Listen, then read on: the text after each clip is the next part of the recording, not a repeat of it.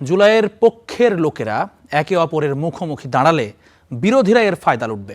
হবিগঞ্জের ঘটনা নিয়ে এই কথা বলেছেন রাজনৈতিক বিশ্লেষকরা।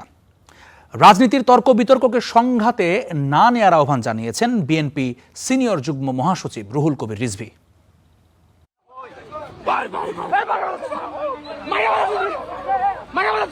গেল মঙ্গলবার হবিগঞ্জে হামলার শিকার হয় এনসিপির জুলাই পদযাত্রা, যাতে অভিযোগের তীর ছাত্রদলের বিরুদ্ধে।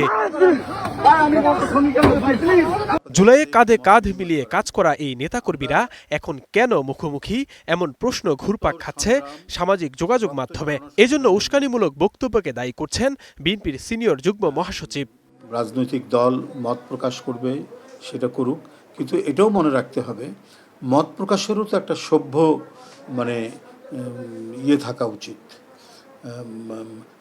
সভ্য ভাষা, সভ্য শব্দ ব্যবহার করা উচিত। কিন্তু সেইটা না করে যদি প্রতিনিয়ত উস্কানিমূলক কথাটা কিন্তু গণতন্ত্রের বিকাশের জন্য এবং গণতন্ত্রের পরিবেশ রক্ষা করার জন্য সহায়ক হবে না। যদিও ছাত্রদলের দাবি, হবিগঞ্জের ঘটনায় জড়িত সংক্ষুব্ধ ছাত্র জনতা। জাতীয়তাবাদী ছাত্রদলের উপর দোষ চাপিয়েছেন। আমরা মনে করি এই ঘটনার পূর্ণ তদন্ত হওয়া উচিত এবং তদন্ত সাপেক্ষে কারা হামলা করেছে সেটির বিষয়ে ব্যবস্থা নেওয়া উচিত বলে আমরা মনে করি। বিশেষজ্ঞরা বলছেন, জুলাই পক্ষের লোকদের ঐক্য বিনষ্ট হলে সুযোগ পাবে বিরোধীরা, যা কারো জন্যই ভালো হবে না। সব পক্ষে ভাবতে হবে, উস্কানি যেন না দেওয়া যায়। সব পক্ষে ভাবতে হবে যে আমার বক্তব্যের কারণে যেন কেউ হার্ট না হয়। আমরা তো আমাদের সামাজিক জীবনে, পারিবারিক জীবনেও চিন্তা করি যে আমার বক্তব্যের কারণে যেন কেউ কষ্ট না পায়, সবসময় চিন্তা করি।